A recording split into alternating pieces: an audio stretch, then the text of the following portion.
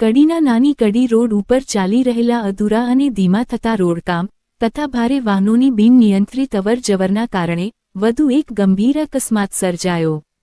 સમગ્ર ઘટનાની વિગતવાર જો વાત કરીએ તો મહેસાણા જિલ્લાના કડીના નાની કડીમાં આવેલ શ્રી ડીજે પટેલ કન્યા વિદ્યાલય નાની કડી ખાતે સેવક તરીકે ફરજ બજાવતા પટેલ સતીશકુમાર કેશવલાલ રોડ ઉપર પડેલા પથ્થરોના કારણે બાઇક સ્લીપ થતાં ગંભીર રીતે ઈજાગ્રસ્ત થયા છે। તારીખ 28 જાન્યુઆરી 2026ના રોજ સવારે લગભગ 6:45 કલાકે શાળાએ જઈ રહ્યા હતા તે દરમિયાન આ અકસ્માત થયો હતો। આ અકસ્માતમાં ઈજાગ્રસ્ત સતીશકુમાર કેશવલાલ પટેલને તેઓના ચહેરા પર અને હાથ પગના ભાગે ગંભીર ઈજાઓ તથા હાથના કાંડા ભાગે ફ્રેક્ચર થયું છે। આ સમગ્ર ઘટનાને લઈને સ્થાનિકોનું પણ કહેવું છે કે આ રોડ પર આવી ઘટનાઓ હવે સામાન્ય બની ગઈ છે। વિશેષ ચિંતાજનક બાબત એ છે કે આજ રોડ ઉપર બે કન્યા વિદ્યાલય આવેલી છે જ્યાંથી દરરોજ મોટી સંખ્યામાં વિદ્યાર્થીનીઓ અવરજવર કરે છે। મોટા વાહનોમાંથી ઉછળતા પથ્થરોના કારણે નાના બાળકો અને વૃદ્ધોના જીવ પર સતત જોખમ તોળાઈ રહ્યું છે। સ્થાનિક નાગરિકોનો આક્ષેપ છે કે અગાઉ પણ આ રોડ પર અકસ્માતમાં એક મહિલાનું મોત થયું હોવા છતાં તંત્ર દ્વારા કોઈ કડક પગલાં લેવામાં આવ્યા નથી।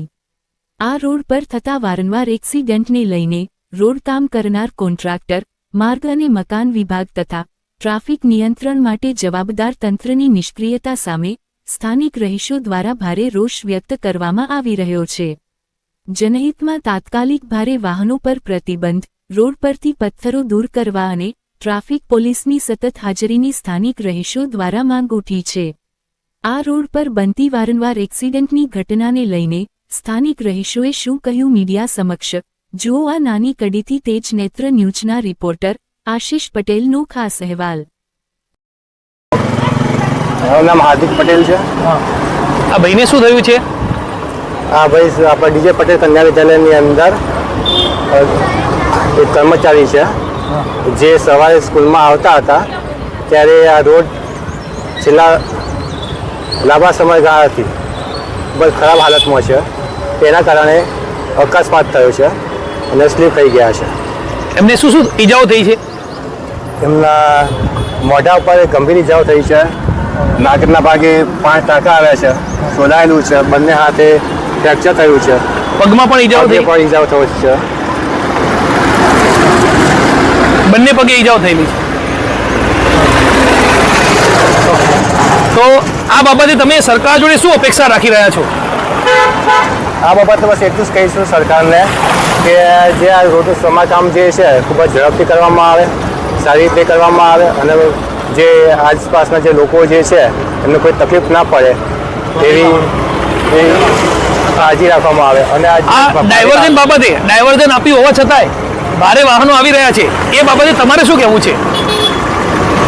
આ જે ભારે વાહનો જે છે એની અવર જવર બંધ કરાવવી જોઈએ કારણ કે એ રસ્તા ખરાબ છે અને રસ્તાને અવર જવર માટે ખૂબ જ નાની એવી જગ્યા છે છતાં પણ જે ભારે વાહનો જે છે ટ્રક ડમ્પર જે બધા જે વાહનો જે છે એના લીધે અહીંયા આજુબાજુના જે રાહદારીઓ જે છે એમને પણ તકલીફ પડી રહી છે। આજુબાજુ જે સ્કૂલોમાં જે વિદ્યાર્થીઓ જતા હોય છે એમને પણ તકલીફ પડી રહી છે અને આના કારણે ભવિષ્યમાં મોટો અકસ્માત થવાની પણ સંભાવના રહેલી છે। શું નામ તમારું? શિરીષ પટેલ મારું નામ। હું ડીજે પટેલ કન્યા વિદ્યાલયમાં કર્મચારી છું। અત્યારે આ ધૂળ ઉડી રહી છે એ બાબતે તમારું શું કહેવું છે? આ રોડનું કામ બહુ ધીમેથી ચાલે છે એટલે પુષ્કળ પ્રમાણમાં ધૂળ ઉડે છે ચારે બાજુ અને એના કારણે આ એરિયાના લોકોને કાયમ માટે શરદી ખાંસી ઉધરસ અને ઇન્ફેક્શનના પણ બહુ બધા કેસ આવી રહ્યા છે સતત અને જે શરદી ખાંસી ઉધરસ છે 15-20 દિવસથી મટતી જ નથી એ પ્રકારનું લોકો ત્રાહિમામ પોકારી ગયા છે। આ રોડ ઘણા સમયથી કામગીરી ચાલી રહી છે, ત્યાં અગાઉ કોથળા પાથરેલા છે, અહીંયા નથી પાથર્યા એ બાબતે તમારું શું કહેવું છે? હા એ ખરું, આગળની સાઈડે પાછળ કોથળા પાથરેલા છે, પાણી ભરવું પડે આરસીસી રોડ પછી એ પાણી ભરાયું નથી, ત્યાં આગળ કોથળા પાથર્યા છે એટલે કદાચ ત્યાં મજબૂત થશે તો અહીંયા એટલો મજબૂત નહીં થાય, અહીંયા મજબૂત નથી કરવાનો। અહીંયા બી કોથળા પથરાય અને આ વધારાની આડાશો જે બધી મૂકેલી છે ઝડપથી દૂર થાય અને આ ભારે વાહનો ખાસ કરીને જેમ બને એમ જલ્દી બંધ કરવામાં આવે। તમે જોઈ રહ્યા છો કે સતત ટ્રકો ડમ્પર આ બધું ચાલે છે। આ રોડ ઉપર બે મોટી કન્યા વિદ્યાલય પણ આવેલી છે એટલે બાળકો સ્કૂલના બાળકો છૂટે ત્યારે પુષ્કળ ટ્રાફિક જામ થતો હોય છે અને આ દીકરીઓને પણ સલામતી માટે જોખમ થાય એવી પરિસ્થિતિ ઊભી થયેલી. મારા જાણવા મુજબ અહીંયા ડાયવર્ઝન આપવામાં આવ્યું છે, છતાંય મોટા સાધનો આવે છે, એ બાબતે તમે પોલીસને શું સમાચાર આપશો? મારી રિક્વેસ્ટ છે કે ટ્રાફિક પોઈન્ટ આ બાજુ પેટ્રોલ પંપ પાસે અને આ બાજુ કેનાલ બાજુ કદાચ ત્યાં આડાસ મૂકીને ટ્રાફિક મેન હોય તો આ ભારે વાહનો આ બાજુ આવતા અટકાવી શકાય, કારણ કે બધા જ ટ્રક બધા ડમ્પર સતત આવી રહ્યા છે, કોઈ રોકાણ નથી અહીંયા આગળ. આ ડીજે પટેલ કન્યા વિદ્યાલયમાં અંદાજે કેટલી વિદ્યાર્થીઓ અહીંયા અપડાઉન કરતી છે આ રોડ ઉપરથી? લગભગ 2000 જેટલી વિદ્યાર્થીઓ અહીંયાથી અપડાઉન કરતી હોય છે.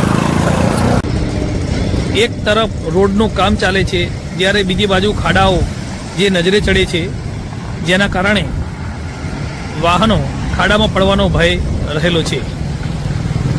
આવી રહ્યા છે, ડાયવર્ઝન આપ્યું હોવા છતાંય મોટા ટ્રક આ રોડ ઉપર આવી રહ્યા છે.